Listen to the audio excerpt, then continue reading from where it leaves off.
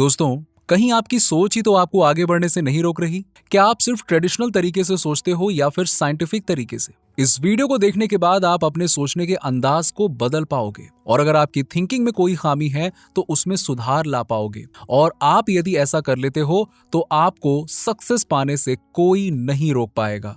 दोस्तों, आज की वीडियो में हम इसके बारे में पूरी जानकारी देने वाले हैं। ऐसी ही जानकारी पाते रहने के लिए हमारे चैनल को सब्सक्राइब करके बेल आइकन जरूर दबा दीजिएगा। आइए आगे बढ़ते हैं और बताते हैं शुरू से। Number 1, conventional versus alternative intelligence. लेखक की कहानी से शुरू करते हैं। एक बार अमेरिका के एक जंगल में आग लग गई। उसे बुझाने के लिए फायर फाइटर्स को बुलाया गया। उन्हें इंस्ट्रक्शंस दी जाती हैं कि आप अपने जो इंस्ट्रूमेंट्स हैं उन्हें अपने साथ ही रखिएगा, नहीं तो वो बच नहीं पाएंगे। जैसे ही फायर फाइटर्स जंगल में गए तो देखा कि आग तो बहुत तेजी से फैल रही थी। वो उसे बुझाने की कोशिश करने लगे, लेकिन धीरे धीरे वो हर तरफ से आग से घिर गए। सब लोग अपने इंस्ट्रूमेंट्स के साथ बाहर की तरफ भागने लगे, लेकिन इंस्ट्रूमेंट्स हैवी थे और वो जल्दी से भाग नहीं पा रहे थे। लेकिन एक फायर फाइटर ने अपनी थिंकिंग से काम लिया और इंस्ट्रूमेंट्स फेंक दिए। इससे वो तेजी से भाग पाया और अंत में केवल वही जिंदा बच पाया। तो दोस्तों, इस एग्जाम्पल से पता चलता है कि हमें हमेशा ट्रेडिशनल तरीके से नहीं सोचना चाहिए, बल्कि सिचुएशन के हिसाब से अपनी थिंकिंग बदल लेनी चाहिए।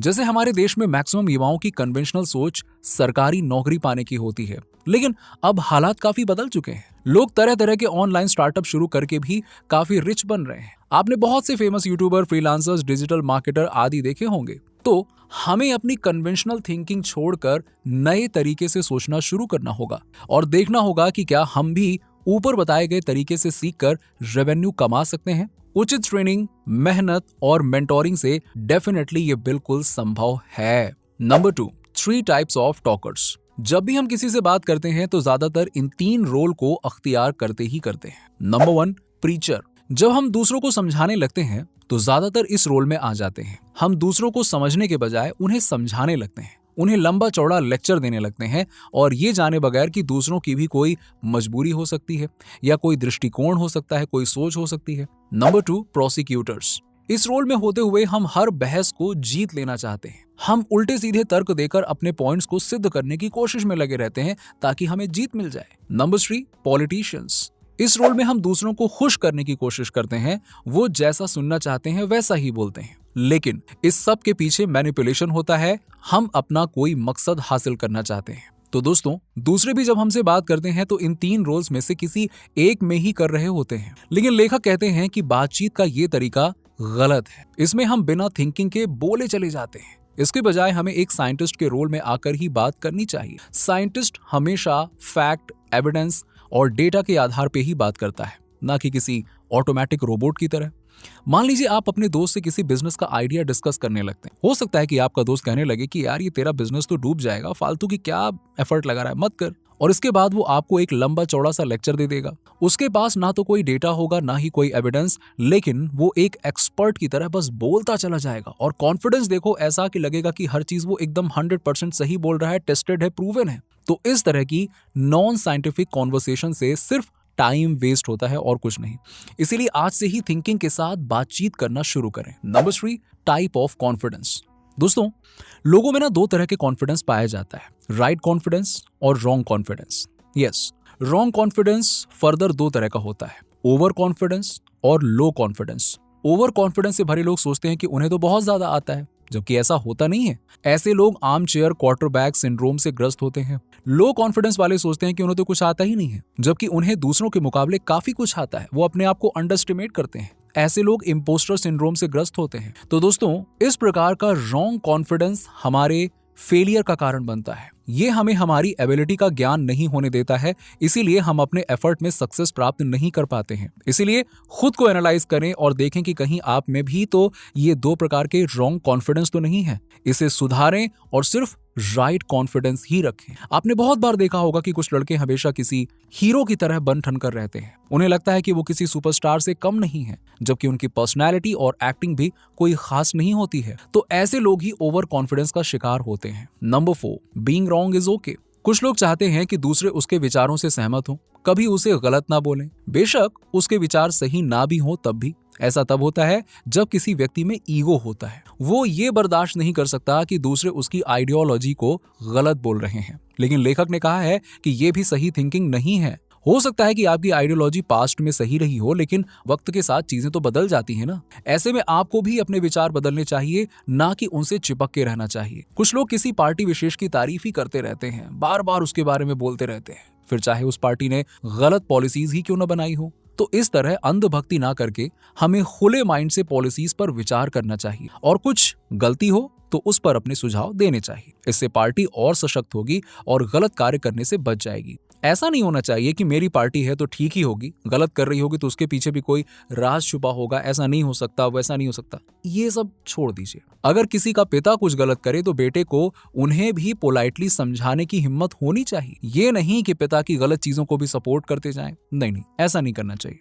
Number 5, conflict handling. ह्यूमन एक सोशल एनिमल है और सोसाइटी में रहते हुए कॉन्फ्लिक्ट होना लाजमी है, लेकिन कॉन्फ्लिक्ट्स को भी सभ्य तरीके से हैंडल करना सीखना चाहिए। कॉन्फ्लिक्ट 2 कैटेगरीज के हो सकते हैं। Number 1, task conflicts. ऐसे कॉन्फ्लिक्ट्स किसी ऑफिस की टीम में हो सकते हैं। इसमें हर कोई बोलता है कि ये टास्क मेरा नहीं था। इसे सॉल्व करने का तरीका है कि शुरू में ही टास्क अच्छे से डिवाइड कर दें और सबको पूरा समझा दें। Number 2, relationship conflicts. ऐसे कॉन्फ्लिक्ट्स रिलेशंस में आते हैं। इसके कारण ट्रस्ट ना करना, सम्मान ना देना या धोखा देना आदि हो सकता है। तो इन सबसे बचकर रिस्पेक्ट और सहयोग से पेश आना चाहिए। इससे ऐसे कॉन्फ्लिक्ट्स नहीं होंगे।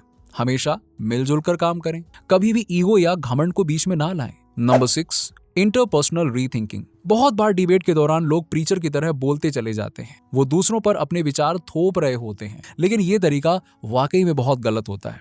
जब भी आपको कोई आर्ग्यूमेंट या डिबेट करना है तो साइंटिफिक तरीका अपनाएं और दूसरों को भी पार्टिसिपेट करने का मौका दें। उनसे लॉजिकल क्वेश्चन पूछें और इस तरह से पूछें कि आपका जवाब वो खुद ही दे दें। जैसे आपको किसी को समझाना है कि ऑफिस में लेट नहीं आना चाहिए, तो इस पर लेक्चर देने की बजाय उनसे पूछे कि लेट होने का कारण क्या है। सिंपल। अगर वो बोले कि ट्रैफिक ज्यादा है तो आप पूछ सकते हैं, अच्छा ये बताओ कि कितने बजे घर से निकलते हो या कितने बजे अपना डे स्टार्ट करते हो। वो अगर बोले 8 बजे तो आप उन्हें सजेस्ट कर सकते हो कि कोई बात नहीं, आप आधा घंटा पहले शुरू करिए ताकि आप ट्रैफिक की समस्या से बच सकें।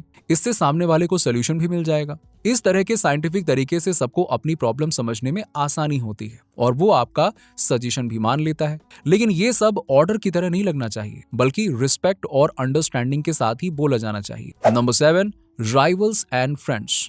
अक्सर हम लाइफ में राइवल्स और फ्रेंड्स ढूंढ ही लेते हैं। हम राइवल्स को अपना दुश्मन मानने लगते हैं और उनके नजरिए को भी समझना नहीं चाहते हैं। हम सिर्फ अपने अलाइज की ही मानते हैं, उनके विचारों से सहमत होते हैं, उनकी हाँ में हाँ मिलाते हैं। लेकिन इससे हमें पोलराइजेशन का खतरा होता है। मतलब हम एक ही तरह के विचारों के आदी हो जाते हैं, जबकि दुनिया में तरह तरह के विचार होते हैं। इसीलिए हमें किसी का पक्ष लेने की बजाय सबकी बात सुननी चाहिए और एक कॉमन ग्राउंड तलाशना चाहिए, क्योंकि किसी न किसी मुद्दे पर सब लोग एक जैसा दृष्टिकोण जरूर रखते हैं। उसी की हेल्प से हम राइवल्स के साथ भी रिस्पेक्ट से बात कर सकते हैं। उनकी बातों को गौर से सुनना चाहिए। कुछ बातें काम की हो सकती हैं और क्या, उन्हें मानकर हम उन्हें भी फ्रेंड बना सकते हैं। और सीधी सी बात है, जब दोस्त बना के काम हो सकता है तो दुश्मनी क्यों की जाए। Number 8, motivational thinking.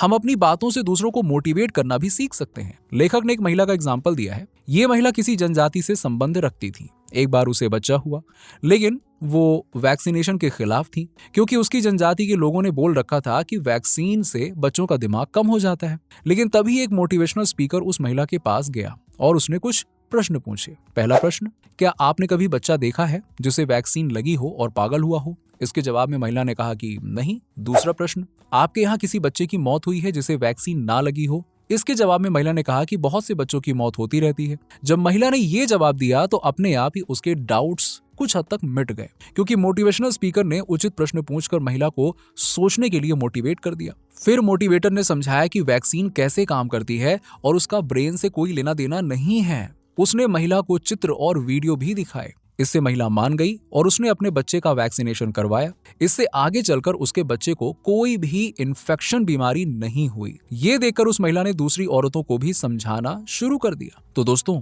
आप भी सिर्फ अपने ओपिनियंस दूसरों पर ना ला दें, बल्कि उचित प्रश्न पूछकर सामने वाले को सोचने के लिए मोटिवेट करें। बहुत बार लोग खुद से सही प्रश्न नहीं पूछ रहे होते हैं, इसीलिए उनके मन में डर बैठा रहता है। आप साइंटिफिक फैक्ट्स के जरिए उस डर को मिटाने की कोशिश कीजिए। इससे आप भी बहुत अच्छे मोटिवेटर बन जाएंगे। Number 9, binary issues.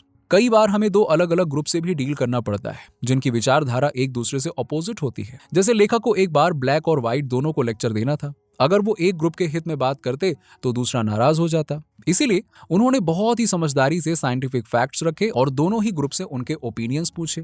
इससे उन लोगों ने खुद ही ऐसे पॉइंट्स बता दिए जो लेखक को भी पता नहीं थे और अंत में सब लोग एक दूसरे की हेल्प करने के लिए राजी हो गए। इसीलिए लोग कभी भी प्रवचन वाला भाषण पसंद नहीं करते, बल्कि उन्हें एविडेंस से युक्त स्टेटमेंट्स ज्यादा प्रभावित करते हैं। Number 10, ever changing world. दोस्तों, दुनिया हमेशा बदल रही है, उसी तरह नॉलेज भी बदल रहा है, लेकिन कुछ लोग बदलने से इनकार कर देते हैं। वो सदियों पुरानी बातें ही करते रहते हैं।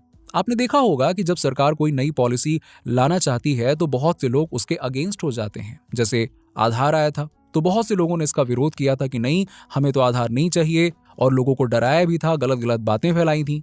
लेकिन अब आधार से कितनी सुविधा हो गई है, सारी चीजें कनेक्ट हो गई हैं। आपको कभी भी लंबी लाइन में नहीं लगना पड़ता है, हर चीज आधार से लिंक्ड है। इससे बहुत सा पेपर वर्क भी बच गया है और टाइम वेस्ट नहीं होता है और आपका काम जल्दी हो जाता है। यही तो हमें चाहिए। इसीलिए हमें बदलाव के लिए हमेशा तैयार रहना चाहिए। शुरू में दिक्कत होती है, लेकिन धीरे धीरे इसकी आदत पड़ जाती है। कभी हम लोग सोचिए लेटर लिखकर संदेश भेजते थे, उसकी जगह ईमेल ने ले लिया है, और अब तो व्हाट्सएप में सेकंड्स में आप पूरी दुनिया में रियल टाइम मैसेज भेज रहे हो।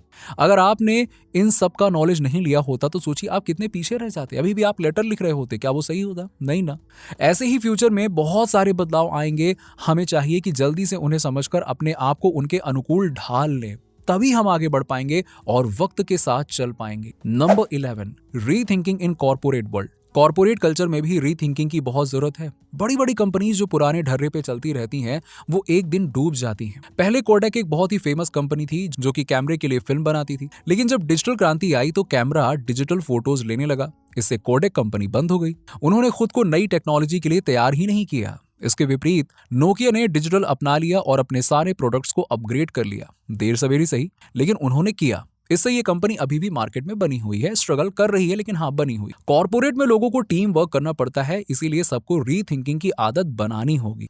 सबका ओपिनियन सुनना चाहिए और तभी किसी नतीजे पर पहुंचना चाहिए। कई बार गलत ओपिनियन से भी नई चीजें सीखने को मिल जाती हैं। इसीलिए ऐसे ओपिनियन की इंसल्ट ना करके उनके पॉइंट्स को डिस्कस किया जाना चाहिए। Number 12, tunnel vision. लेखक कहते हैं कि हमें हमेशा एक गोल से पूरी तरह बंद नहीं जाना चाहिए, बल्कि समय समय पर उसे इवैल्यूएट करते रहना चाहिए। हो सकता है कि टाइम के साथ नई सिचुएशन आ गई हो और आपको अपना गोल बदलना पड़े। बहुत से लोग लाइफ में प्लान बनाते हैं, जैसे किसी पार्टनर से शादी करेंगे, कहाँ घर खरीदेंगे, कौन सी जॉब करेंगे, ये करेंगे वो करेंगे। फिर उन प्लान को अचीव करने के लिए कोशिश करने लगते हैं, लेकिन हम अपना दिमाग खुला नहीं रखेंगे तो कई बार हम अगल बगल से आने वाली अपॉर्चुनिटीज को भी मिस कर देते हैं। एक ही गोल का अंधे होकर चेस करने से हमारे में टनल विजन पैदा हो जाता है, और अगर कोई भी प्लान फेल हो जाए तो ऐसे में हमें समझना चाहिए कि हो सकता है कि वो प्लान अच्छा था ही नहीं और इसके बदले में हमारे पास और भी बेहतर विकल्प हों।